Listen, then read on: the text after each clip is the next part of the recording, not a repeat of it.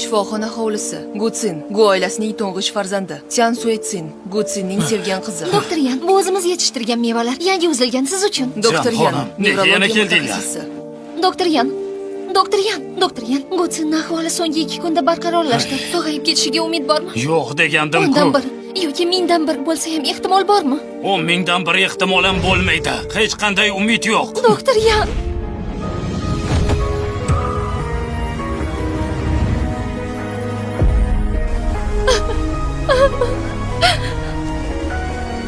Doktor Yan.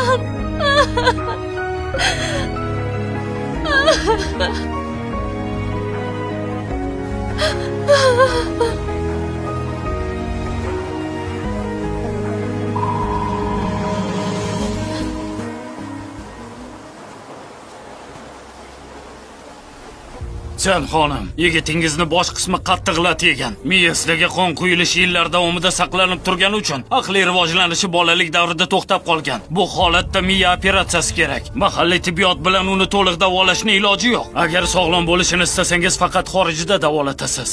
Xorijda davolanish xarajatlari nihoyatda qimmat. Oddiy odamni qurbi yetmaydi.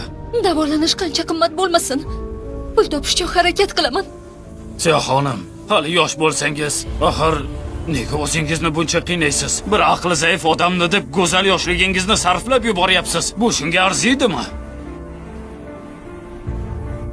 Birgaligimizga 10 yil bo'ldi. Bu muhabbat osonlikcha unutilmaydi. Nima bo'lishidan qat'iy nazar, uni hech qachon tashlab ketmayman.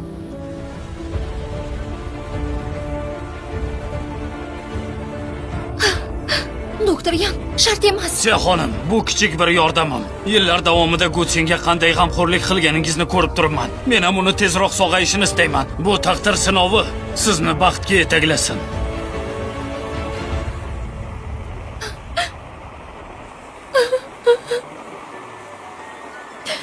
Xiaotsin, qarang.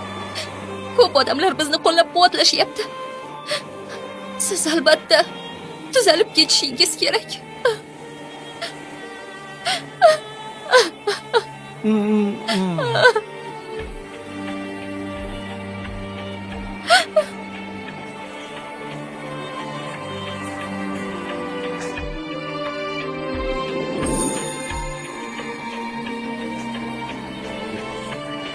Men yaxshi bo'laman.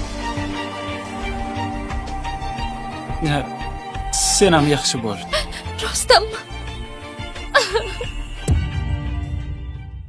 Gu korporatsiyasi qurilish maydonchasi. Rahmat. Qizim kelibdi-ku. Xayrli kun.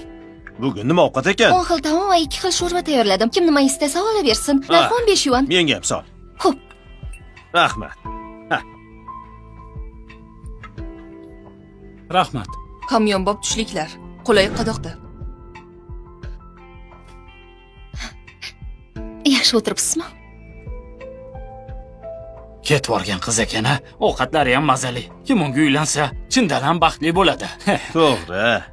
Lekin u anavi aqli zaif yigitni yoqtirar ekan. Afsus. Qurilish maydonchasi bosh ustasi. Nega bu yerda ovqatlanyapsiz? Qurilish maydonida oshxona yo'qmi?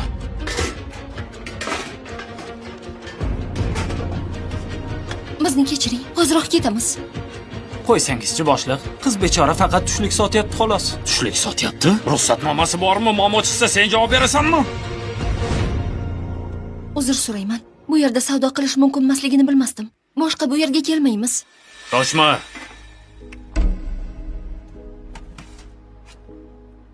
O'zing tayyorladingmi?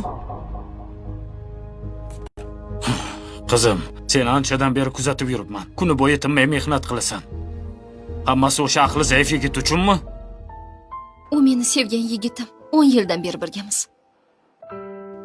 Unga g'amxo'rlik qilish vazifam. Bu yigitning baxti bor ekan, sendek yaxshi qizni uchratibdi.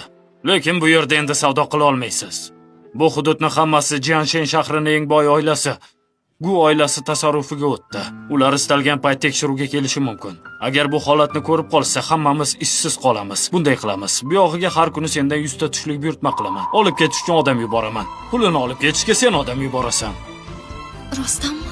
Ha, biz quruvchilar ko'p kitob o'qimasak ham siznikidek muhabbatga havas qilamiz. Nima deyishardi? Ha, abadiy muhabbatga.